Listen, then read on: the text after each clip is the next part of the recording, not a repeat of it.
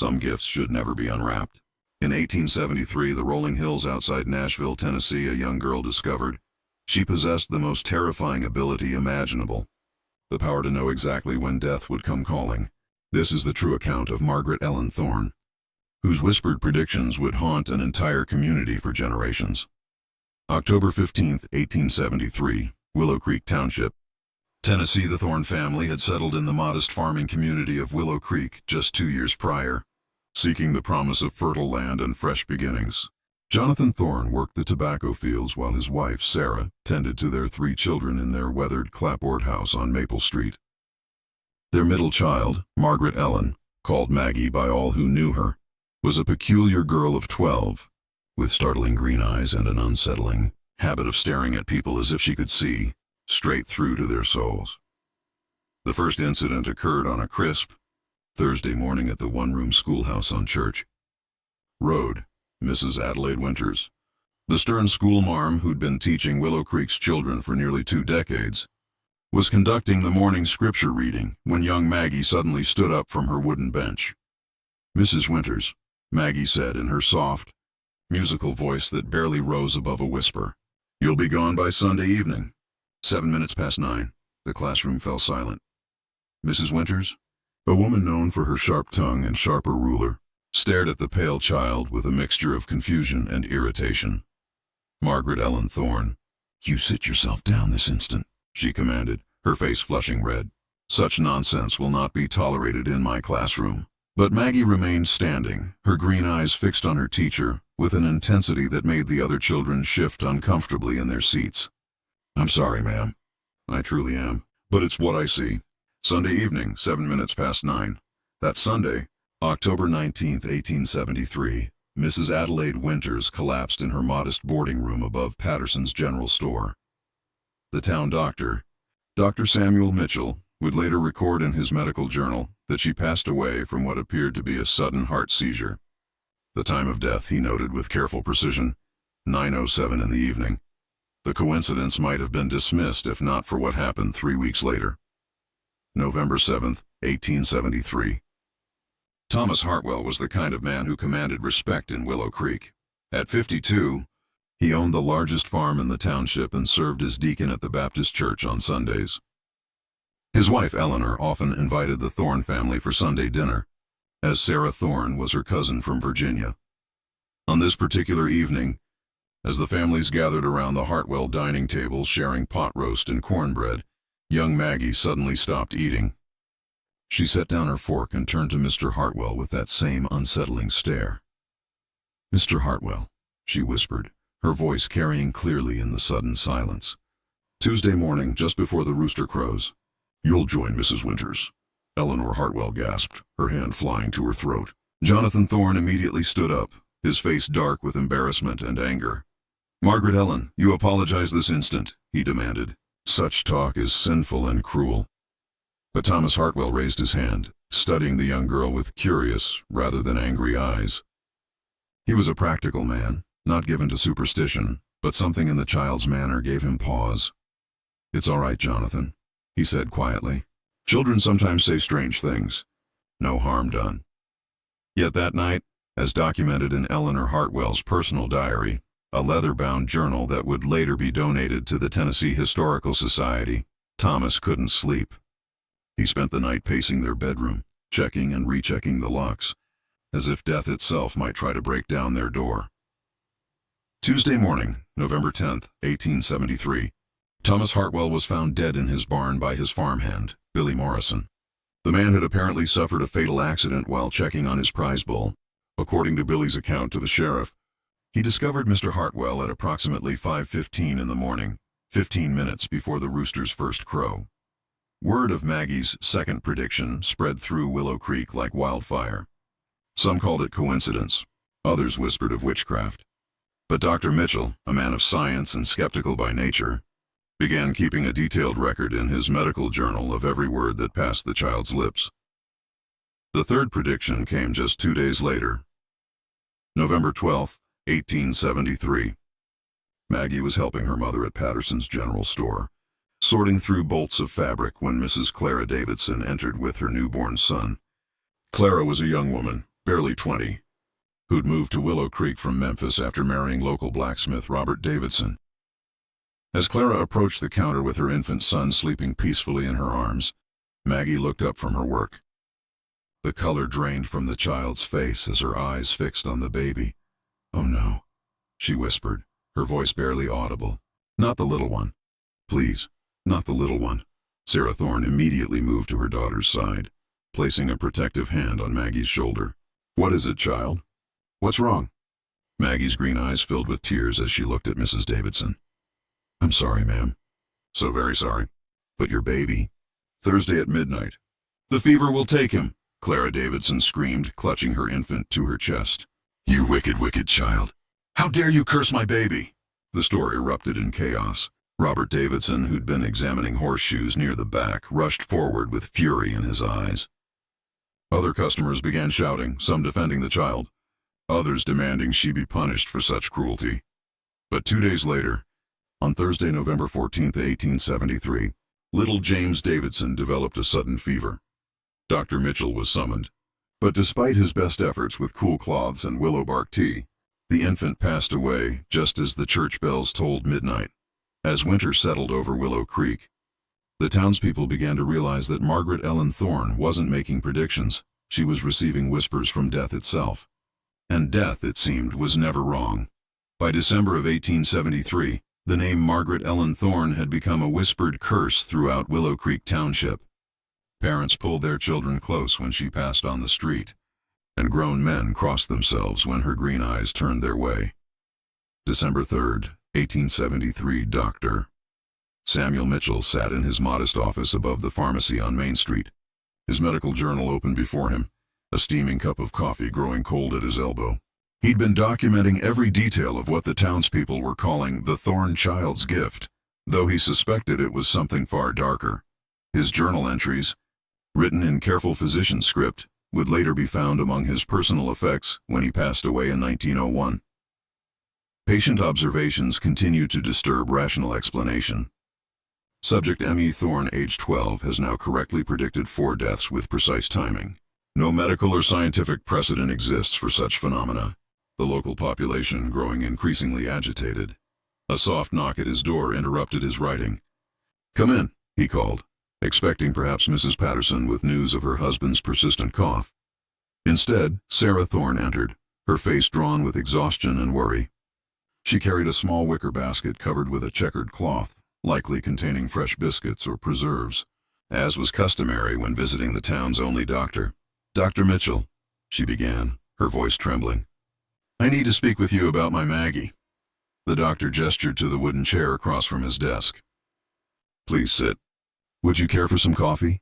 Sarah shook her head, perching nervously on the edge of the chair. "Doctor, I don't know what to do. My little girl, she's changing. It's not just these terrible predictions. She barely sleeps anymore. I hear her talking in her room at night, having conversations with someone, or something, that isn't there." Dr. Mitchell leaned forward, his professional curiosity overtaking his unease.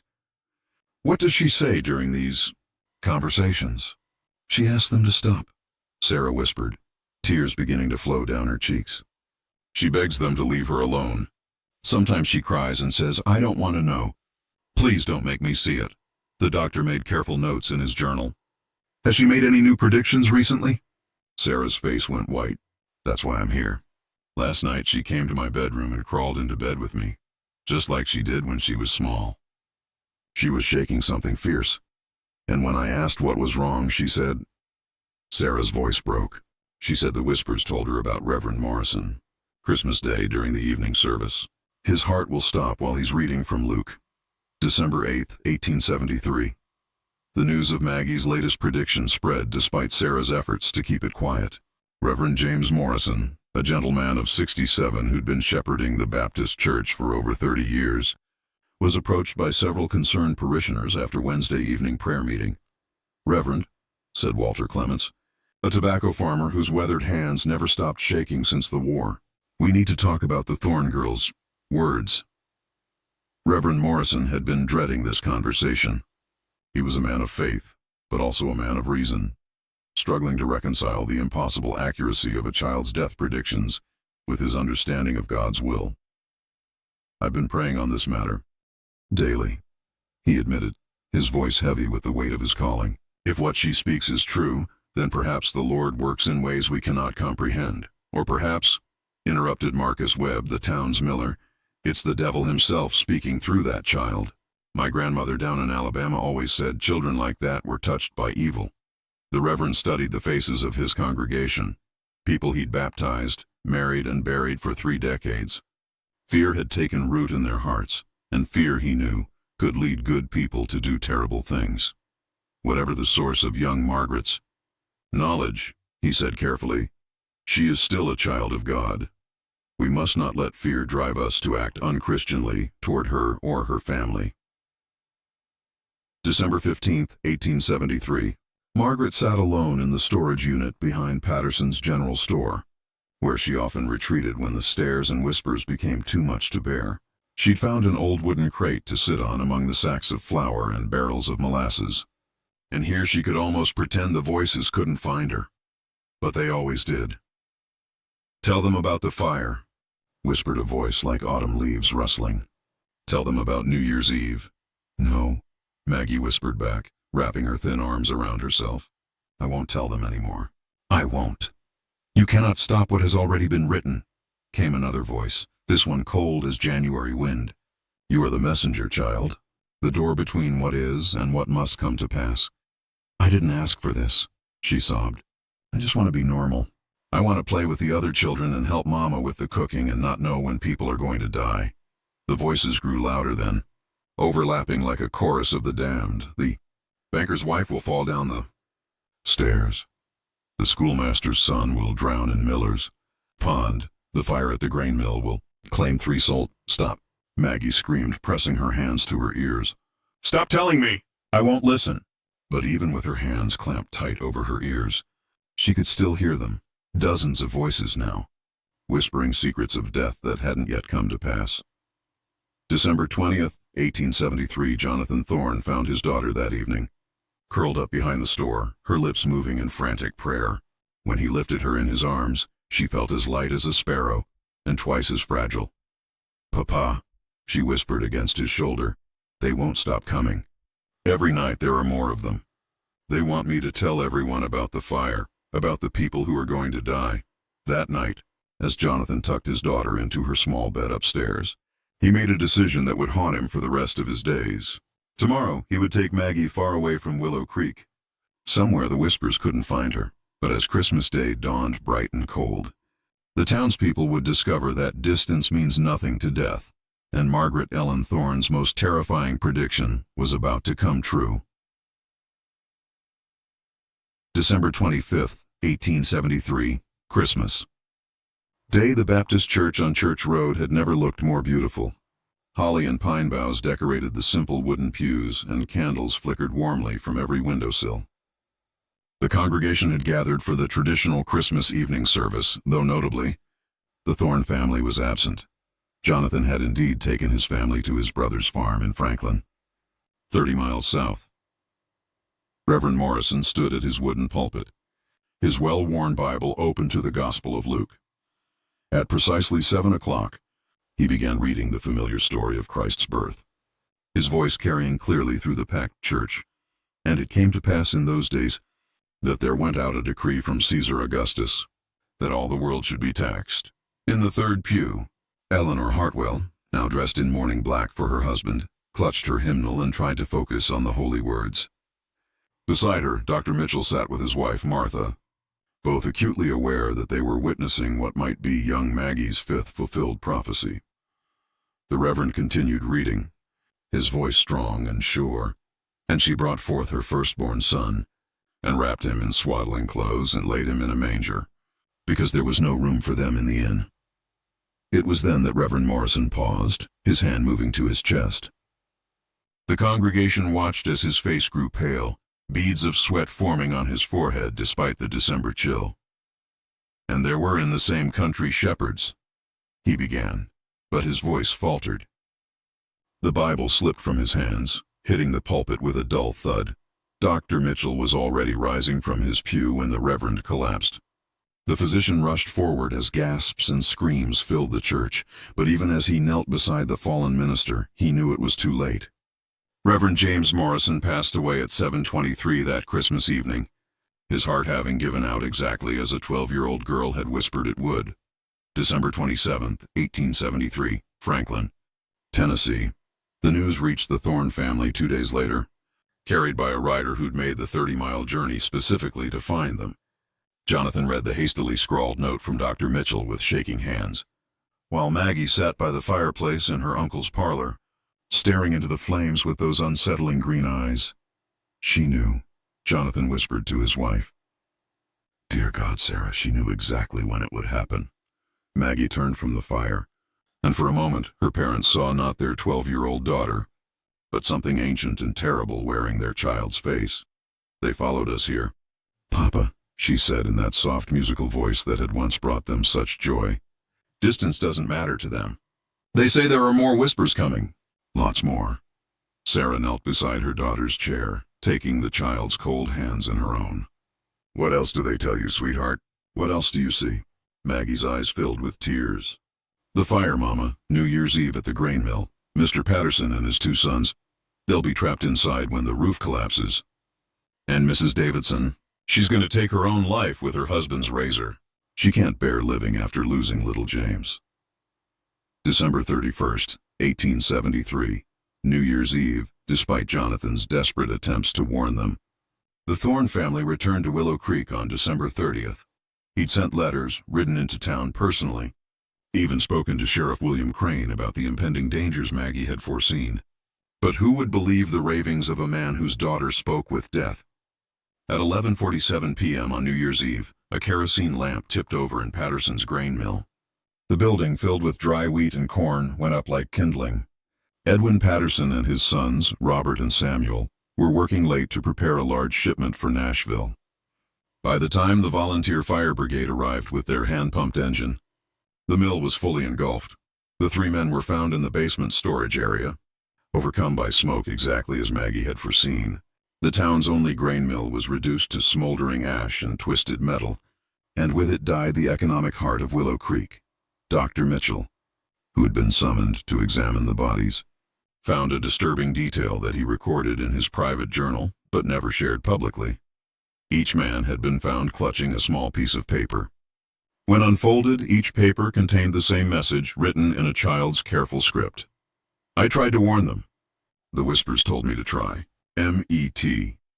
January 3rd, 1874. Clara Davidson was discovered in her bedroom by her husband Robert when he returned from the blacksmith shop for his midday meal. She'd used his straight razor with precise, deliberate cuts, and Robert found her lying peacefully on their marriage quilt. Her hands folded over a note that simply read, I cannot live in a world without my baby. Tell the Thorne girl she was right about everything. Robert Davidson left Willow Creek that same day, never to return. Before departing, he stopped at the Thorne house on Maple Street. When Margaret answered the door, he looked at her with a mixture of grief and rage. You could have saved them, he said, his voice hoarse from crying. If you'd warned us sooner about my son, maybe Clara would still be alive. Maggie looked up at the broken man with ancient sadness in her young eyes. Mr. Davidson, I tried to fight it, but they don't give me these whispers so I can change what's coming.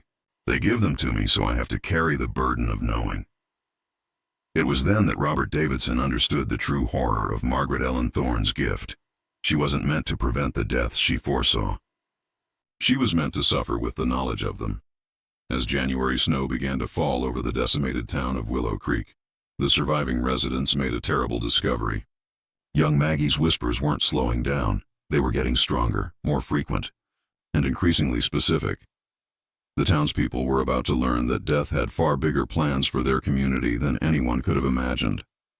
January 15th, 1874, by mid-January, Willow Creek had become a town under siege, not by an enemy army but by terror itself.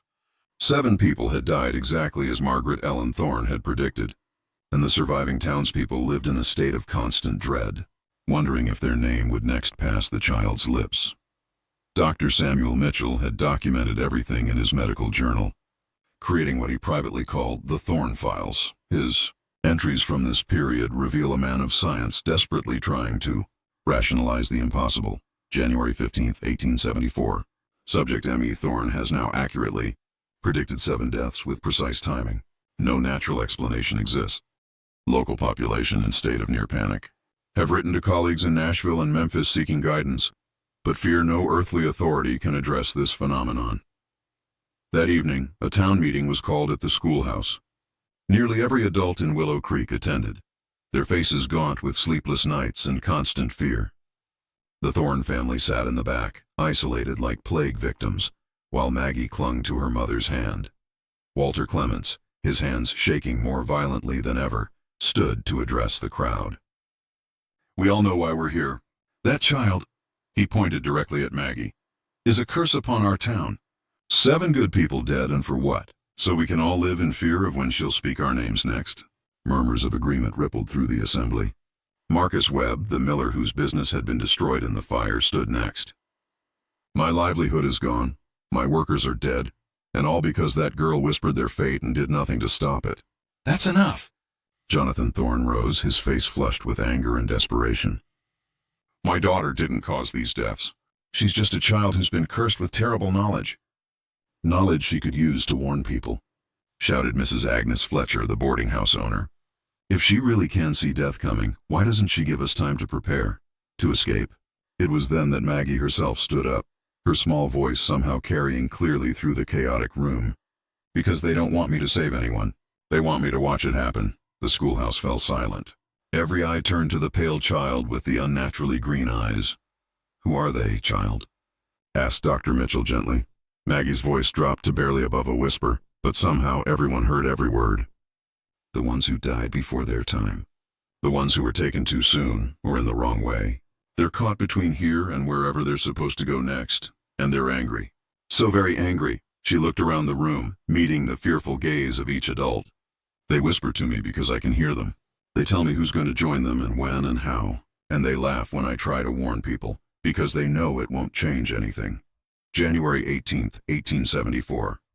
3 days after the town meeting, Maggie made her most terrifying prediction yet.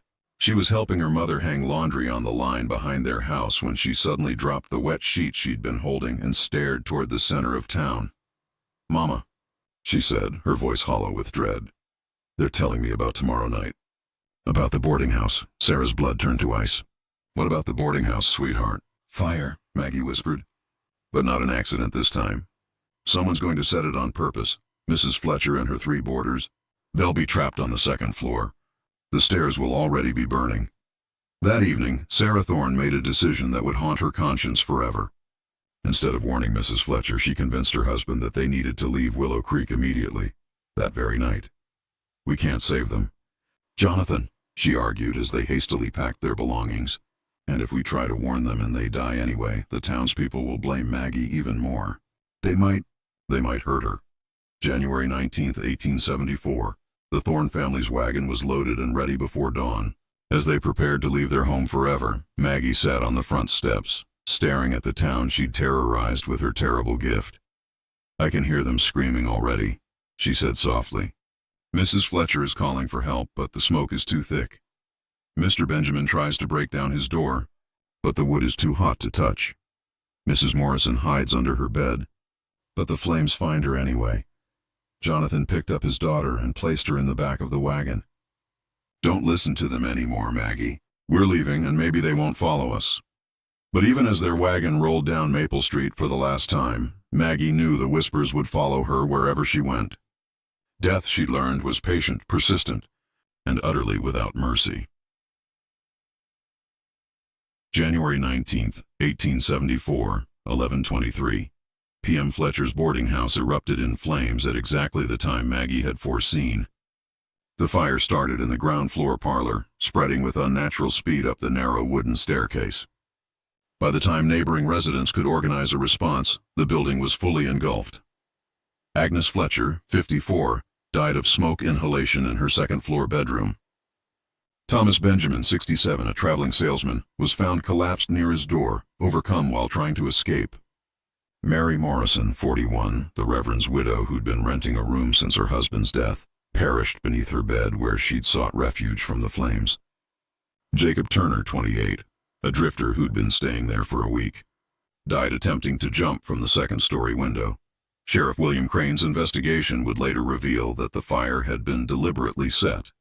A kerosene-soaked rag had been left burning in the parlor's coat closet, but no suspect was ever identified. The perpetrator had vanished like smoke on the wind. Dr. Mitchell, examining the scene the next morning, made a chilling discovery. Carved into the wooden doorframe of the boarding house, in letters so small they were barely visible, was a message. "She tried to warn you. You should have listened." The whispers. As news of the Thorne family's midnight departure spread through what remained of Willow Creek, the surviving townspeople realized they faced a terrible question. Had Margaret Ellen Thorne's gift died with her leaving? Or had something far worse taken root in their community? Something that could kill without needing a prophet to announce its coming. As news of the Thorne family's midnight departure spread through what remained of Willow Creek, the surviving townspeople realized they faced a terrible question. Had Margaret Ellen Thorne's gift died with her leaving? Or had something far worse taken root in their community? Something that could kill without needing a prophet to announce its coming. February 14, 1874, St. Valentine's Day, Memphis, Tennessee. The Thorne family had found refuge in a modest rental flat above a tobacco shop on Beale Street in Memphis, nearly 200 miles from the horrors of Willow Creek. For 3 weeks, they'd lived in relative peace. Jonathan found work at the Riverside warehouses, Sarah took in mending, and Maggie attended a small parish school where no one knew her terrible history. But on Valentine's morning, as Memphis church bells rang across the city, the whispers found her again. Maggie was sitting at the small kitchen table, carefully copying her letters on a piece of brown paper, when she suddenly dropped her pencil. Her green eyes went wide with terror as she stared at something only she could see. "No," she whispered. "Please, not here too. I thought we were safe here." Sarah looked up from her sewing, dread pooling in her stomach. "Maggie, what do you see, sweetheart?" The child's voice when it came was different, older, weighted with a sadness beyond her years. "They followed us, Mama, all of them. Everyone who died in Willow Creek. They're angry that we left, angry that I didn't save them. And now," her voice broke into sobs, "now they want me to join them." "What are you talking about, child?" Maggie turned to face her mother and Sarah gasped. The girl's eyes had changed. They were no longer the bright green of her childhood, but a pale, silvery color, like morning mist over a graveyard. "They say I have to choose, Mama. Either I come with them willingly, or they'll keep following our family forever. They'll whisper death to anyone we meet, anyone we care about, until everyone we love is gone." February 14, 1874, 2:30 p.m. Dr. Ezra Solomon of Memphis General Hospital would later document in his case files what happened next. The Thorne family arrived at his office in the early afternoon, carrying their daughter who appeared to be in some sort of cataleptic state. Patient, Margaret Ellen Thorne, age 12. Parents report child has been experiencing visions and speaking to invisible entities. Upon examination, found patient responsive but exhibiting symptoms consistent with severe psychological trauma. Eyes have unusual silvery discoloration, possibly indicative of developing cataracts or other ocular condition. But Dr. Solomon's clinical observations couldn't capture the true horror of what was happening. As Maggie lay on the examination table, she continued to whisper in conversations with entities no one else could perceive. "Mrs. Winters, please, I was just a child. Mr. Hartwell, I didn't want to know about your accident. Little James, oh, little James, I'm so sorry." Then in a voice that chilled everyone in the room, she said, "Yes, I understand. If I come with you, my family will be safe. The whispers will stop. No one else has to die because of me." February 14, 1874, 4:17 p.m. What happened next defied medical explanation. As documented by Dr. Solomon, witnessed by 2 nurses, and sworn to by Jonathan and Sarah Thorne, young Margaret Ellen simply faded. She didn't die in any conventional sense. Her heart didn't stop. Her breathing didn't cease. Instead, she became translucent, like morning fog touched by sunlight, until she was barely visible at all. Her final words, spoken in that whisper that had terrorized an entire town, were, "Tell anyone who asks about me that the whispers stopped. Tell them that sometimes when death comes calling, the only way to save everyone else is to answer."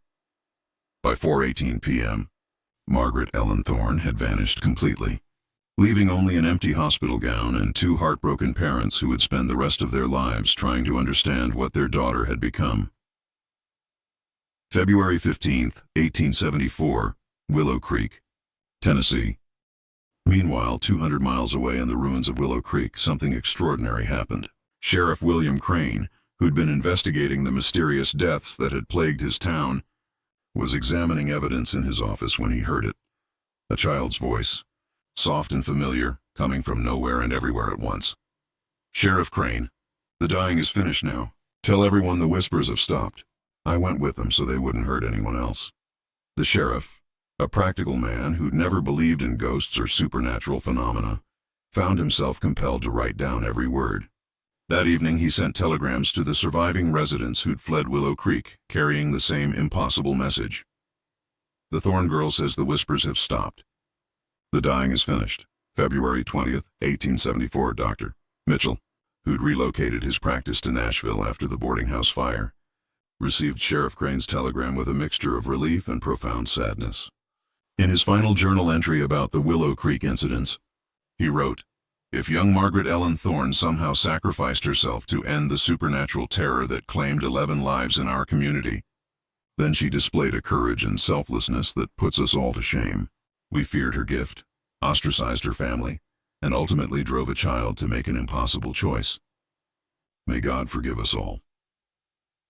March 1st, 1874, the truth of what Margaret Ellen had become was revealed 1 month later, when Dr. Solomon received an unexpected visitor at Memphis General Hospital. Jonathan Thorne appeared at his office door, holding a small wooden box and wearing the expression of a man who'd seen beyond the veil of death itself. "Doctor," he said quietly, "I need to show you something that will explain what happened to my daughter." Inside the box were dozens of small pieces of paper, each covered with Maggie's careful childish handwriting. But these weren't letters or school exercises. They were names, dates, and locations. Hundreds of them. "She's still with us, Doctor. Not alive exactly, but not gone either. She appears to her mother and me sometimes, just for a moment. And she gives us these." Jonathan's hand shook as he held up one of the papers. "They're warnings.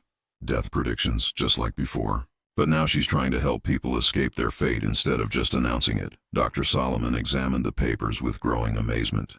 Each one contained specific information. "Mrs. Catherine Wells, 1247 Poplar Avenue, Memphis, March 3rd. Carriage accident at Main and Union. Tell her to take Beale Street instead. Mr. Thomas Mitchell, Nashville, March 7th. Heart attack during evening meal. Tell him to see Dr. Harrison immediately. The Johnson children, Chattanooga, March 10th. River drowning. Tell parents to keep them away from the Tennessee River this month." "My God," Dr. Solomon whispered. "She's become some sort of guardian spirit, hasn't she? A messenger between the living and the dead, trying to prevent the deaths she once could only predict." Jonathan nodded, tears streaming down his weathered face. "She sacrificed her life to save others, and now she spends eternity trying to cheat death itself. We've been traveling across Tennessee, delivering these warnings. Sometimes people listen, sometimes they don't.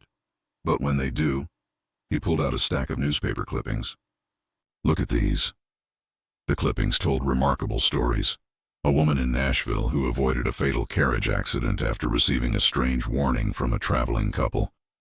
A family in Chattanooga whose children were saved from drowning by a mysterious note left at their door. A man in Knoxville whose life was saved when strangers insisted he see a doctor about chest pains he'd been ignoring. "She's still trying to save people," Jonathan said. "Even in death, our Maggie is fighting to protect the living from the whispers she once carried." March 15th, 1874. The final revelation came when Sarah Thorne discovered something extraordinary in their Memphis flat. Hidden beneath a loose floorboard in Maggie's small bedroom was a leather-bound journal, its pages filled with her daughter's handwriting, but in a script far more mature than any 12-year-old could manage. The journal's final entry, dated the day of Maggie's disappearance, revealed the true scope of her sacrifice. "I understand now what I was meant to be. Not a prophet of death, but its opponent. The whispers showed me everyone who would die because of the fear I brought to Willow Creek, everyone who would suffer because the townspeople blamed me for things I couldn't control. So, I made a bargain with the voices. I would go with them willingly, join the space between life and death, if they would let me use my gift to save people instead of just watching them die. They agreed because even death sometimes needs balance. For every life taken too soon, one must be given the chance to escape.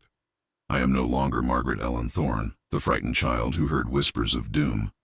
I am something new, a guardian who stands at the crossroads between life and death, warning those who still have time to change their fate. Tell anyone who remembers me that I chose this path gladly. And if you ever hear whispers of death coming for someone you love, know that I am listening too, and I will find a way to warn them. The whispers have not stopped. But now they serve life instead of death. M.E.T., Guardian of the Crossroads. As spring returned to Tennessee in 1874, the surviving residents of Willow Creek began to rebuild their shattered community. But they would always remember the terrible winter when death walked among them, whispering secrets to a child who became something far greater than anyone could have imagined. And sometimes, on quiet nights when the wind moved through the Tennessee hills, sensitive souls still claimed they could hear her voice, no longer announcing death but fighting against it, one whispered warning at a time. October 31st, 1924, 50 years later, Nashville, Tennessee. Dr. Margaret Ellen Harrison, née Thompson, sat in her comfortable parlor on West End Avenue, reading the evening paper by lamplight.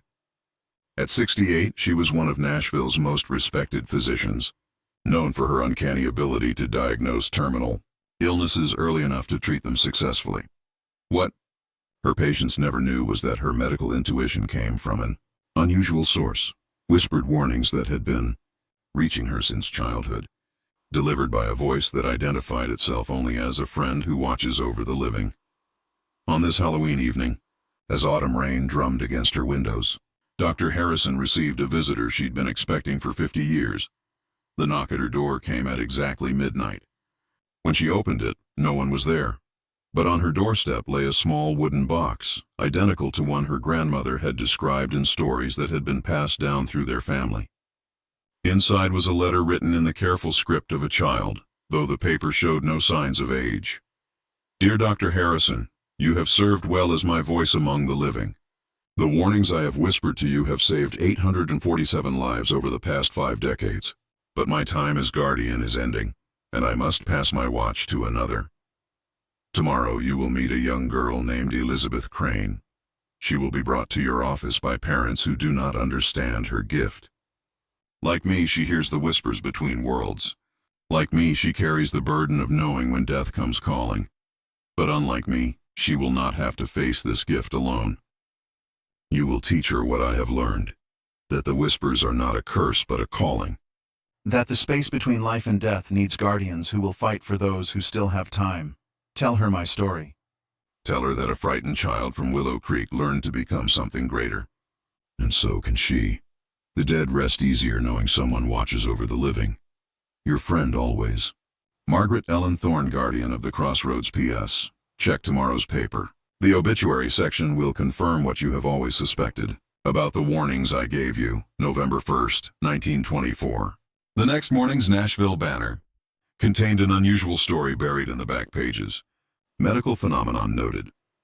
Local physician Dr. Margaret Harrison has compiled statistics showing that her early diagnoses have prevented an estimated 847 deaths over her 45-year career.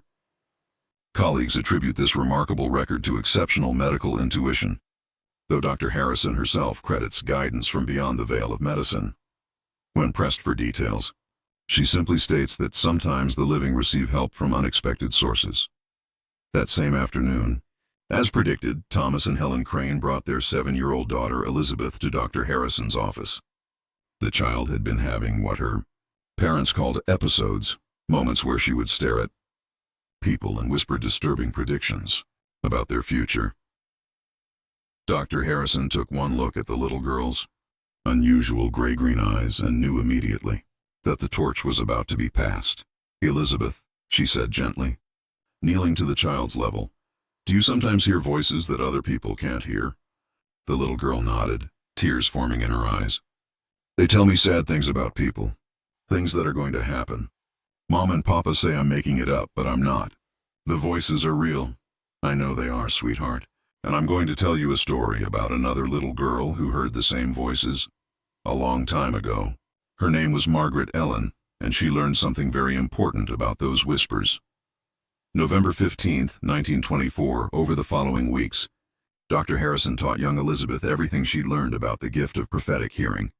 She explained how the voices came from souls caught between worlds, how they whispered warnings to those who could hear them, and most importantly, how those warnings could be used to save lives instead of simply predicting deaths. The voices will always be with you, Elizabeth, she explained as they sat in her garden watching autumn leaves fall. But you must remember that you have a choice in how you use what they tell you. You can be frightened by the burden, as I was when I first began hearing them, or you can embrace it as a sacred calling. Elizabeth, wise beyond her 7 years, asked the question Dr. Harrison had been waiting for. What happened to the first girl? The one named Margaret Ellen? Dr. Harrison smiled, feeling a familiar presence nearby, a gentle warmth that had been her constant companion for 50 years. She's still watching, sweetheart. She's been guiding people like us for half a century, teaching us to turn whispers of death into songs of life. December 25th, 1924, Christmas Day. On Christmas morning, Dr. Harrison found one final letter on her doorstep. This time the handwriting looked different, more mature, less childlike. My dear friend, my watch is ending. For 50 years, I have walked between worlds, whispering warnings to those who could hear, guiding souls like yours to save the living from untimely death. But death has agreed to release me from this service, allowing me to finally rest. Elizabeth Crane will carry on this work, and others will follow her when her time comes. The chain of guardians will never break, because the living will always need protectors against the whispers that would claim them too soon. I go now to join my parents, who have been waiting patiently in the light beyond. But know that every life saved, every family spared from grief, every warning that turned tragedy into salvation, all of this has made the sacrifice worthwhile. The whispers of death will never stop, but neither will the voices of life that rise to answer them. Thank you for helping me save so many. Rest well knowing that the watch continues. In eternal friendship, Margaret Ellen Thorne. P.S. If anyone ever asks what became of the girl who whispered death dates in Tennessee, tell them she learned to whisper life instead. Present day, 2024. The Tennessee Historical Society maintains a small exhibit in Nashville, dedicated to unexplained phenomena in state history. Among the artifacts is Dr. Samuel Mitchell's medical journal from 1873, late 1874, documenting the strange case of young Margaret Ellen Thorne. Visitors often ask their tour guides what became of the child who could predict death with perfect accuracy. The guides, trained to stick to historical facts, usually explain that the Thorne family disappeared from records after leaving Willow Creek, and their ultimate fate remains unknown. But sometimes, late at night when the museum is closed, security guards report hearing a young girl's voice echoing through the halls, not predicting death, but whispering warnings to save the living. The night shift staff have learned to pay attention to these whispers, checking on elderly visitors who might need medical attention, ensuring doors are properly locked, preventing accidents before they happen. Because in the space between life and death, between the world we know and the mystery beyond, Margaret Ellen Thorne continues her eternal watch, no longer the frightened child who heard whispers of doom, but the guardian angel who learned to turn prophecies of death into promises of life. And on quiet Tennessee nights, when the wind moves just right through the hills around Nashville, some say you can still hear her voice, not announcing when people will die, but whispering warnings that help them live. The girl who once whispered death dates had become something far more powerful. The guardian who whispers life itself. The end.